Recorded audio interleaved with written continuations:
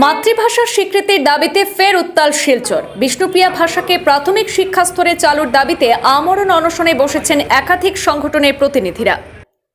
বিষ্ণুপ্রিয়া ভাষাকে শিক্ষার প্রাথমিক স্তরে চালু করা সহ একাধিক দাবিতে আজ বৃহস্পতিবার শিলচরে ক্ষুদিরাম মূর্তির পাদদেশে আমরণ অনশনে বসেন নিখিল ভারত বিষ্ণুপ্রিয়া মণিপুরী মহাসভা, নিখিল বিষ্ণুপ্রিয়া মণিপুরী ছাত্র পরিষদ এবং বিষ্ণুপ্রিয়া মণিপুরী গণসংগ্রাম পরিষদের কর্মকর্তারা।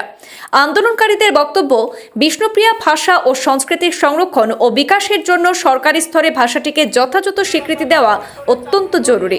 প্রাথমিক শিক্ষা স্তরে বিষ্ণুপ্রিয়া ভাষা চালু হলে নতুন প্রজন্মের মধ্যে মাতৃভাষার চর্চা এবং সংরক্ষণ আরও মজবুত হবে বলেও তারা মত প্রকাশ করেন। আমরণ অনশনে বসা সংগঠনগুলির প্রতিনিধিরা স্পষ্ট জানিয়েছেন, তাদের দাবি পূরণ না হওয়া পর্যন্ত আন্দোলন চলবে। পাশাপাশি তারা প্রশাসনের দৃষ্টি আকর্ষণ করে দ্রুত আলোচনার মাধ্যমে সমস্যার সমাধানের আহ্বান জানিয়েছেন।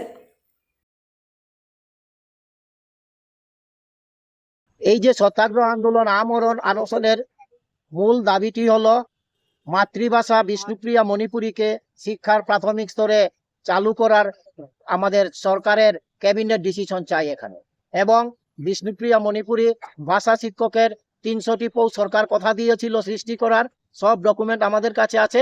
সেটার গেজেট নোটিফিকেশন চাই নির্বাচন ঘোষণার আগে, এবং সেন্ট্রাল ওবিসি স্ট্যাটাসটা আমাদের গেজেট নোটিফিকেশন ওইটা আমরা চাই নির্বাচনের আগে।